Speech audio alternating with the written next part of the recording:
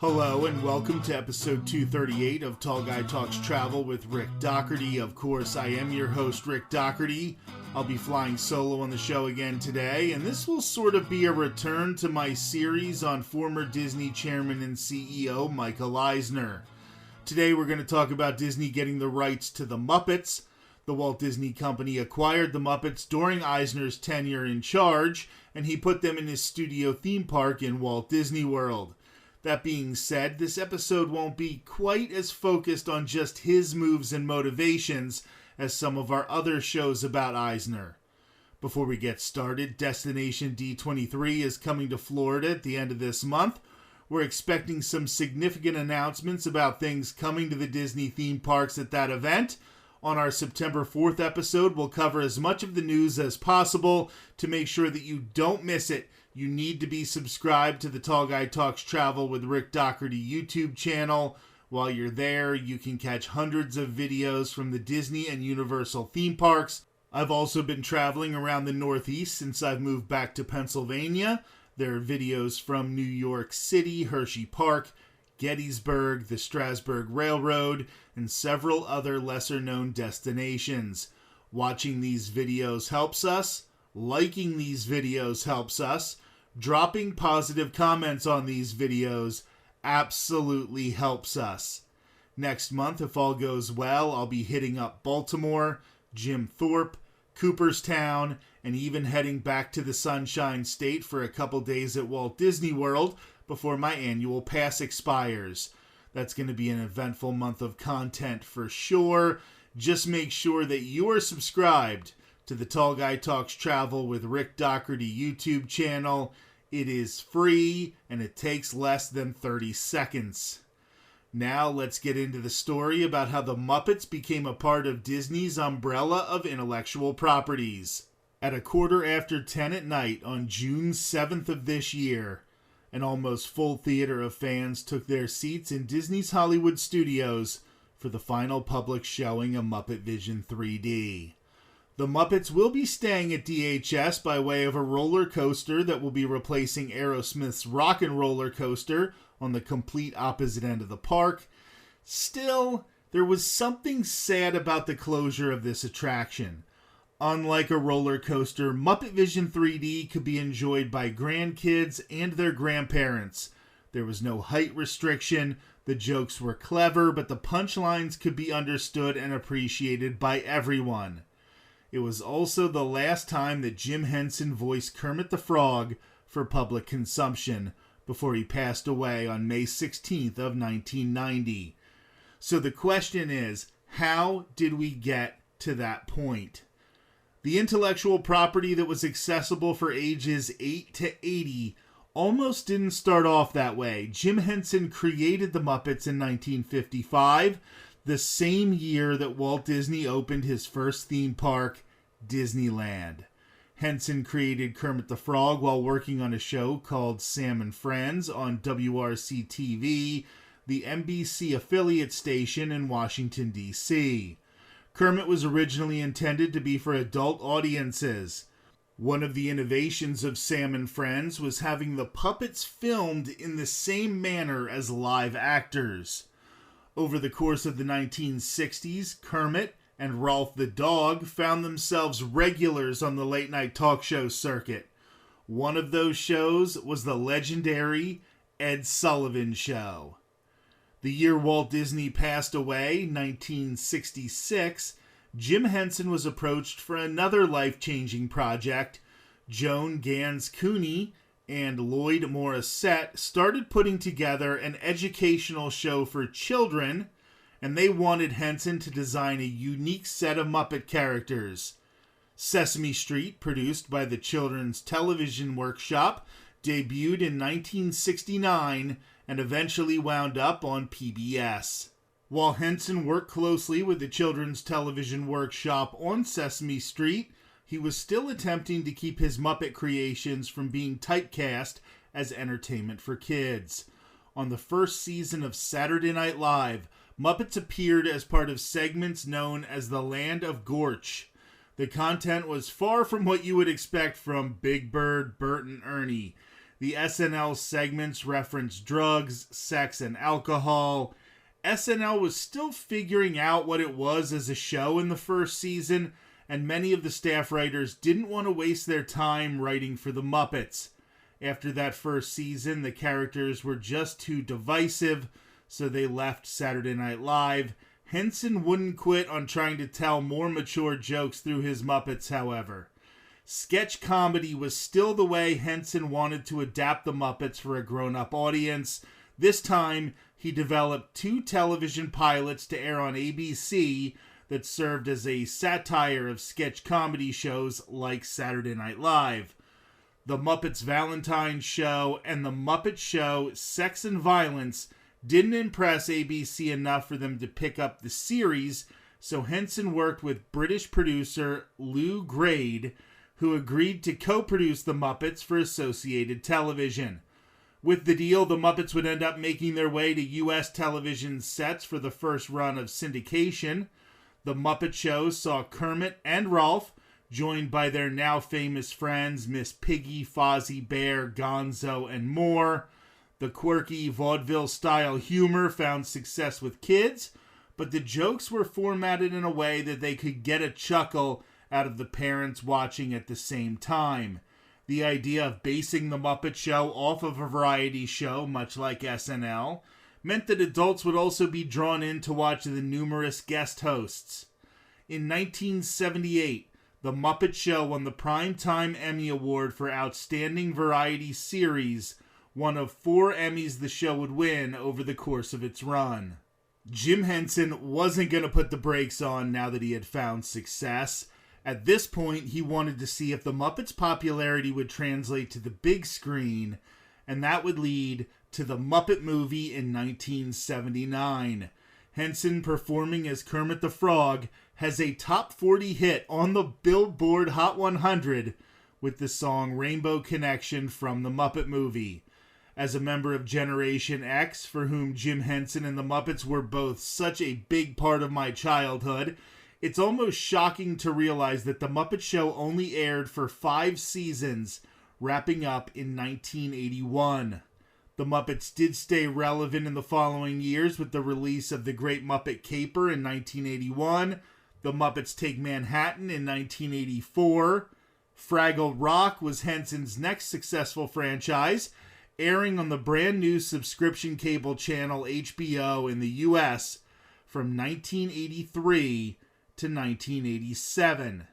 This is when Henson really started to put his efforts towards other projects.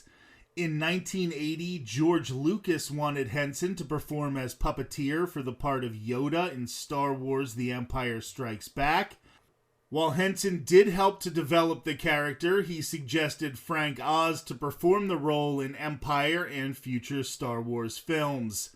Henson's original work started to get a little darker, starting with The Dark Crystal in 1982, wanting the puppets to seem like they were actually alive and trying to set a different vibe from the Muppets. Designs from Brian Froud were used to create characters for The Dark Crystal. The movie was a critical success, but it initially struggled a little bit at the box office. It would take years for the film to develop a cult following when it was released on VHS for home video. Henson would meet a similar fate with Labyrinth in 1986. The New York Times in particular raved about the movie, but the box office revenue wasn't what was expected. The high expectations were definitely warranted, with a screenplay written by Terry Jones of Monty Python, George Lucas serving as executive producer, and starring David Bowie and Jennifer Connelly. There was a ton of talent working on the movie. It had a budget of $25 million and grossed less than $13 million in U.S. theaters. It was a little more popular in the United Kingdom and other points of the globe, raking in $34 million worldwide. Once again, home video and later DVD really boosted the legacy of Labyrinth. In a 1992 interview, David Bowie stated that, quote, "Every Christmas, a new flock of children comes up to me and says, 'Oh, you're the one who's in Labyrinth.' Since 1997, Labyrinth of Jareth Masquerade Ball takes place at a rotation of locations. The 2-day event has already been held in Hollywood, San Diego, Los Angeles, and other spots. The fanfic craze has really played a part in the revitalization as well, with fanfiction.net hosting more than 10,000 stories in its Labyrinth section. 3 years before pop star Billy Joel famously toured the USSR, Henson traveled to Moscow in a bit of a pop culture exchange. Henson made a film about Sergei Abrastov, whose 1950 book My Profession influenced Henson when he was learning to make puppets. Donating 4 dolls to the puppeteer to replenish the Moscow Museum of Abrastov puppets, Henson was starting to reflect on his influence at that point in his life. Henson continued to steer even more into adult-themed content, even as he was still getting money from Fraggle Rock and Muppet Babies. The Storyteller in 1988 won an Emmy for Outstanding Children's Program, but this wasn't some sort of Sesame Street spin-off by any means. The show focused on mature themes surrounding folklore and mythology. The Jim Henson Hour, which won him another Emmy for Outstanding Directing in a Variety or Music Program, mixed some jokes that would fit on The Muppet Show with some more risque material that would have fit more on those early Saturday Night Live skits. Despite the critical success, it was canceled after just 12 episodes, with NBC blaming poor ratings. At the same time, Michael Eisner was riding high as chairman and CEO of the Walt Disney Company. After taking over the top spot in 1984, Eisner had already made a number of huge decisions that were bringing in big profits for the company. Most importantly, Eisner raised the price of admission to the Disney theme parks. His research showed that the company was drastically undercharging for guests to visit Disneyland and Walt Disney World. Revenue skyrocketed as increased admissions seemed to have little impact on the number of guests visiting per year. Another major success came with the implementation of the Disney Vault. In an attempt to capitalize on home video without cheapening the back catalog of animated movies owned by the company, Disney started to release classic animated films at high prices on VHS, but with the caveat that it would just be for a limited time. Once that limited time release window lapsed, the movie would be put back into the Disney Vault. This kept the price of Disney home videos drastically higher than other VHS releases and made acquiring copies feel like an investment. Disney VHS tapes were almost viewed like baseball cards, and they can often be seen in used media stores to this day, with huge price tags. Content-wise, Disney was just entering the famed Renaissance period.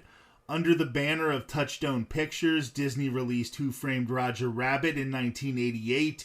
This film was important for a number of reasons. It made so much money that it could have been said to have funded the first few films of the Renaissance. The film also featured characters that were intellectual property of the Walt Disney Company, but also animated characters from Warner Brothers and other companies. Disney wasn't just Mickey Mouse and Snow White anymore. They were finding ways to incorporate other intellectual properties. This wasn't completely new. For example, Walt Disney was still in charge when the company acquired A.A. Milne's characters from the 100 Acre Woods, like Winnie the Pooh back in 1961. It was also in the early 1960s when Disney particularly begged P.L. Travers to allow him to make a movie based on her character, Mary Poppins. Still, Walt Disney was more likely to take characters from fairy tales than to buy up a bunch of characters from other studios. Michael Eisner, on the other hand, was filling up the theme parks with characters created by other companies. On January 9th of 1987, Star Tours opened at Disneyland Park. This was a game changer of an attraction in many ways. For our purposes today, it was significant in bringing the most successful sci-fi franchise at the time, with the possible exception of Star Trek, into Disney parks. George Lucas, who had to sign off on the idea, was also close with Jim Henson. In fact, Lucas didn't stop there with allowing Eisner to use his intellectual property. About 4 months after the opening of Disney MGM Studios Park at Walt Disney World in 1989, the Indiana Jones Stunt Spectacular debuted at the park, a show that is still there to this day. An East Coast version of Star Tours also opened at Disney MGM Studios on December 15th of 1989. Even the concept of Disney MGM Studios itself was a way to bring in IP that Disney wouldn't have had access to under normal circumstances. The partnership with MGM meant that Imagineers could put movies like Wizard of Oz, Rocky, and Singing in the Rain on the Great Movie Ride to go along with Disney classics like Mary Poppins. Even though Mary Poppins was created by P.L. Travers, by that point, it was viewed as being as much a part of Disney as Donald Duck or Pluto. The Muppets, with iconic characters like Kermit the Frog, Miss Piggy, Fozzie, Rolf, Animal, and more, fit in with Disney's overall branding, and it really fit the theme of this brand new park.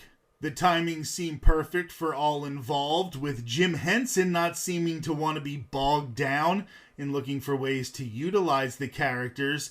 Disney could move forward with future content for the Muppets, and Henson could focus on going off in more risky creative directions. Eisner approached Jim Henson in 1989 about an acquisition that would include the Muppet characters and the characters from Sesame Street. For Henson, the Sesame Street characters were a non-starter, but he was interested in turning over control of the Muppets and getting some capital that he could invest in other ventures. On August 28th of 1989 at Disney MGM Studios, a deal for the Walt Disney Company to acquire the Muppets for $150 million was announced in principle. The plans included an attraction that would be added to Disney MGM Studios and Disneyland the following year. There were further talks for a parody of the Great Movie Ride called The Great Muppet Movie Ride, in which guests would travel through famous movies until the Muppets would inevitably cause some sort of havoc and a series of unintended consequences would ruin the experience. The Muppets at Walt Disney World premiered on NBC as part of the Magical World of Disney on May 6th of 1990 to preview the merger. Just 10 days later, the proposed merger was canceled when Jim Henson died at the age of 53 in New York. Work was already so far along on the first attraction, Muppet Vision 3D, including Henson voicing Kermit the Frog for the last time for a project that was publicly released, that Disney and the Henson family came up with a contract to move forward with the show. Of course, Muppet Vision 3D opened in the Streets of America section at Disney MGM Studios 1 year to the day after Henson's death on May 16, 1991. The show was sometimes referred to on early maps and in early advertisements as Muppet Vision 4D because it featured bubbles, spraying water, animatronics, and a costumed character. In the following years, Walt Disney Pictures did co-produce The Muppet Christmas Carol in 1992 and Muppet Treasure Island in 1996 with Jim Henson Productions. Disney and the Hensons also worked together on Muppets Tonight, which aired on ABC from 1996 to 1998. A sixth film, Muppets from Space, was released by Columbia Pictures in 1999. By the year 2000, the Jim Henson Company was sold to EMTV and Merchandising AG for $680 million, and that seemed like it would be the end of any deal with the Walt Disney Company. EMTV's stock, however, would collapse, and the Henson family was able to reacquire the company in 2003. This deal, like so many others, did not include the Sesame Street characters who were sold in a separate transaction. Unbeknownst to him at the time, but Michael Eisner was in his last full year as chairman and CEO of the Walt Disney Company when on February 17th of 2004, he finally purchased the Muppets' intellectual property. The agreement back in 1990 was for $150 million. Eisner got the IP for $75 million in 2004. Disney picked up the majority of the Muppet film and television library, and the company was able to add the very popular children's television series Bear in the Big Blue House. Of course, some things were not included in the deal. Disney did not get the Sesame Street characters, Fraggle Rock characters, the distribution rights to the Muppets Take Manhattan, Muppets from Space, Kermit's Swamp Years, and It's a Very Merry Muppet Christmas. Disney went on to form the Muppet Studio, and the term Muppet is now a legal trademark of the Walt Disney Company. That being said, Sesame Street continues to refer to their characters as Muppets, and archival footage of Kermit the Frog, the only crossover character between Sesame Street and the Muppets, is still able to be used by Sesame Street. Over the course of the past 21 years, the Walt Disney Company has revitalized the Muppets brand in many ways. They incorporated the characters into the theme parks in different ways, including a Muppets-themed restaurant in Epcot called Regal Eagle. They produced multiple Muppets movies and television shows. They've put episodes of The Muppet Show on Disney+. There will even be a new Muppets roller coaster, like we mentioned, coming to Disney's Hollywood Studios in the near future. I know that many fans are upset at the closure of Muppet Vision 3D and all the elements of Muppets Courtyard in Walt Disney World. Still, I think a real case could be made that the only reason we had Muppet Vision 3D and the only reason we still have new Muppets content is because of the acquisition from Disney.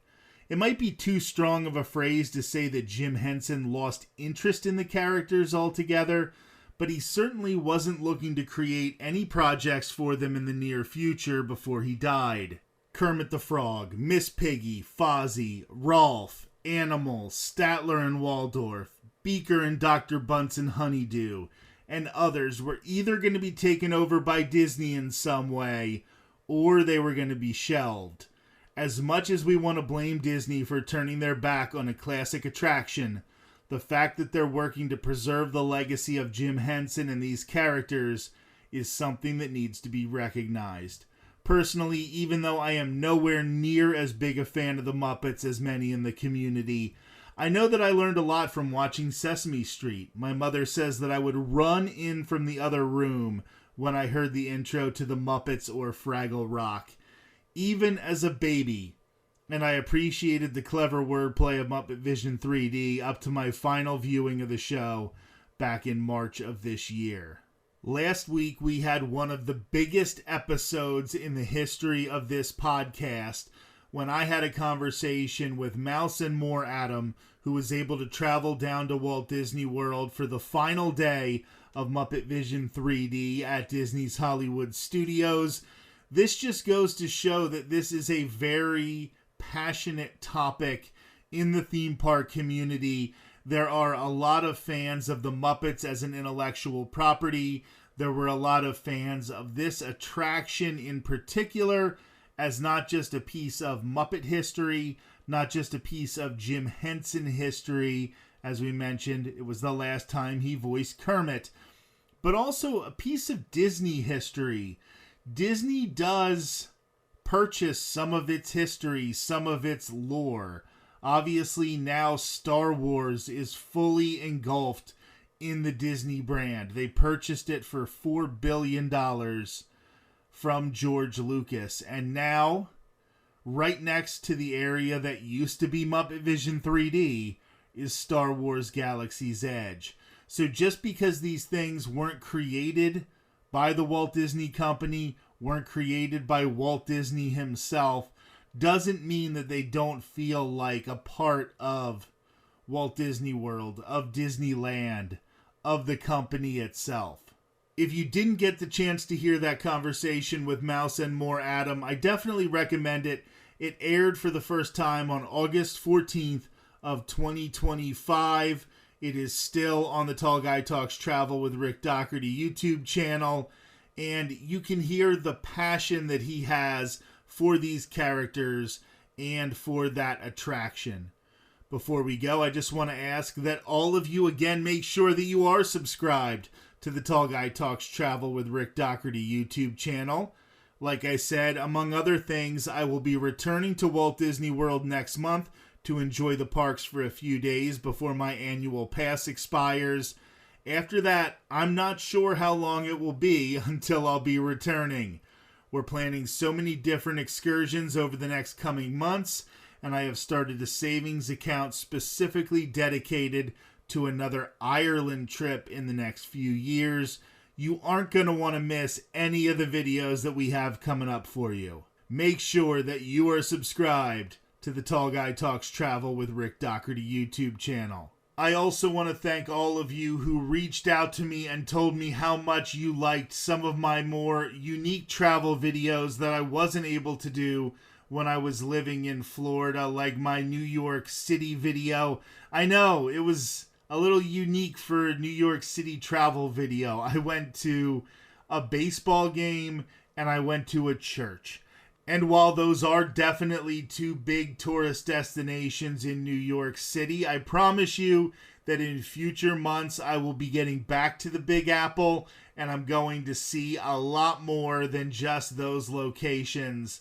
I am really focused on bringing you a lot of content from New York, from some other areas in the Northeast, and heck, a lot of you have reached out and said how sorry you were for me that my Hershey Park visit on my birthday turned out to be such a dud of a day. And you know what? One of the things that happens when you visit theme parks is you get bad weather some of the time, and you just have to adjust and you just have to make the best out of it. So I will be getting back to Hershey Park. I will show you a much fuller day of visiting that amusement park, riding some more rides, getting to do more of the experiences. I know I want to do Zoo America at Hershey Park again. And a lot of you have said that you even liked my videos like the Strasburg Railroad in Gettysburg and some of these places that aren't as exciting but are maybe more history related. So expect more of that content coming. Just whenever you see something and you do enjoy it, please like it. That will let me know what kind of content you want to see in the future. Of course, we have two absolutely huge episodes planned for the next 2 weeks on the podcast. My co-host Maz will be here next week to discuss attractions at Walt Disney World that have been replaced. Sure, we're going to have a lot of nostalgia. We're going to talk a lot about how we wish we could ride some of these things one more time. But it will also serve as a reminder that we have lost attractions we have loved in the past, and we continue to return to the parks. Sometimes we love the new things right away, and sometimes it may take us a little longer to adjust to the changes. Still, we are always returning to these theme parks. This is especially important to remember with Destination D23 happening in Orlando at the end of the month. While there's no official parks panel to make major announcements like past years in Anaheim, it is likely that we will be getting some news about changes to the theme parks. Will we like all of those announcements? Maybe not, but we have to remember that things are always evolving. That's why in 2 weeks, we will be covering those major parks announcements that happened at Destination D23. Maz and I will sit down and we may be critical of some of them. We may love some of them. But in the long run, we're just happy that these parks aren't sitting there getting stagnant, developing cobwebs. The discourse online can be really adverse to change, and sometimes, you know what, we're a part of it.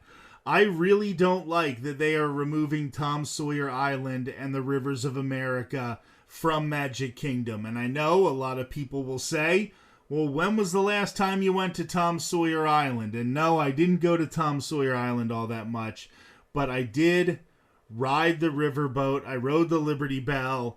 I enjoyed just having a breeze off of the Rivers of America. I enjoyed some of the views that we got because of that section of the park. Remember, these are theme parks and not just amusement parks. But here's the deal. It's not there anymore. The Rivers of America are going away. They are tearing them down right now. It's going to be replaced by Cars attractions. And you know what? When I ride them, I'm going to give them an open mind, because it's not the fault of those rides what they are replacing.